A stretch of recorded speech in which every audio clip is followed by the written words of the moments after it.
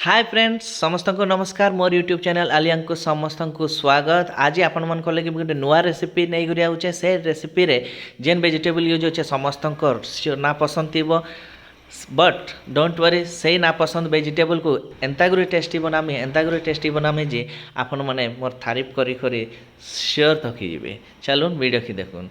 तो ब्रिंजल रो आज रेसिपी कराउचे। तो ब्रिंजल रेसिपी लगी आमे पहला नु आमे फैन रखमा। पैन रखी सारा पर से आमे बादाम भल से टिके बाजी देमा।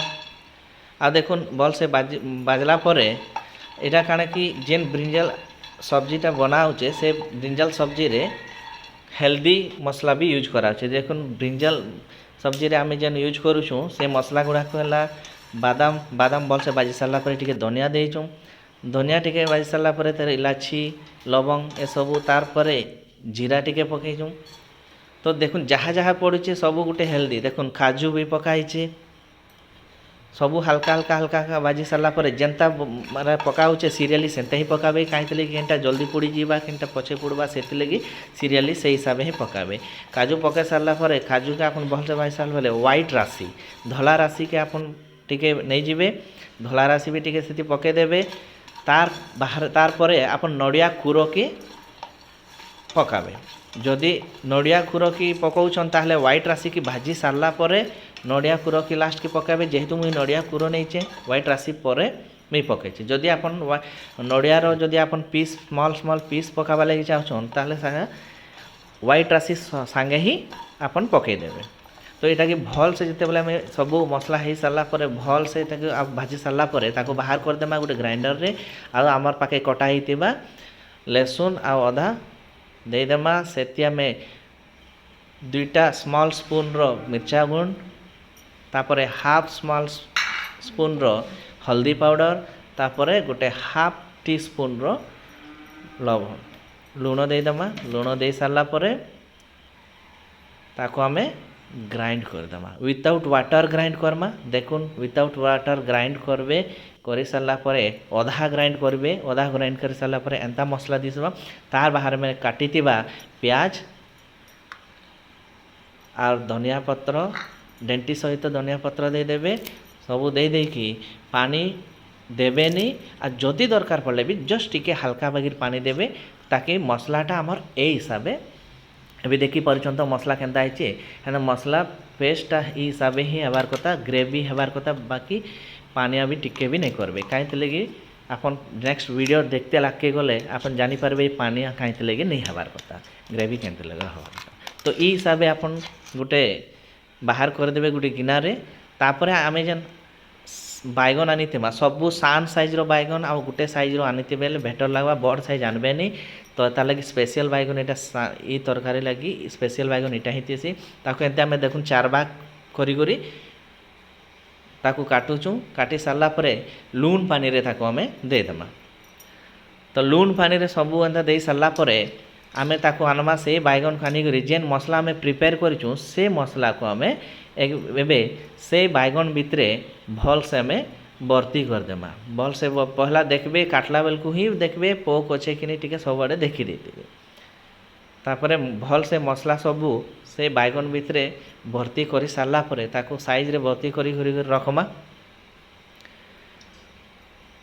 श्योर देखबे लास्ट की खाई आपन भी रेडी करबे। रेडी कर सारा पर बैगन खाई देखबे आपन पूरा मांस भी भूली जाबे। चिकेन मटन सबको बाय बाय चलो खाएमा बैगन हाय हाय। तो आमर बैगनटा रेडी हो गला। आमर बैगन रेडी हो सारा पर आमे आहरी आमर पाखे मसला टिके रही थिबा आमे से मसला के खरी रांधला बेल को मसला हिसाब में व्यवहार करि पारमा। आमर पाखे एतकी मसला बचला तो एतकी मसला के आमे एखन साइड कर रखी देमा। तो नेक्स्ट आमे फिर कड़े बसामा। पैन बसे सारा पर 3 ରୁ 2 टेबल स्पून आपन नॉर्मल ऑयल दे पारबे। सुरस तेल दे पारबे किंबा रिफाइंड ऑयल दे पारबे जेनटा देले भी चलबा। दे सारा पर आमे हेनु टिके सोरस दे देमा। तापर सोरस फुटी सारा पर जीरा टिके दे देमा। तार पर 2टा कंचा लंका दे देमा।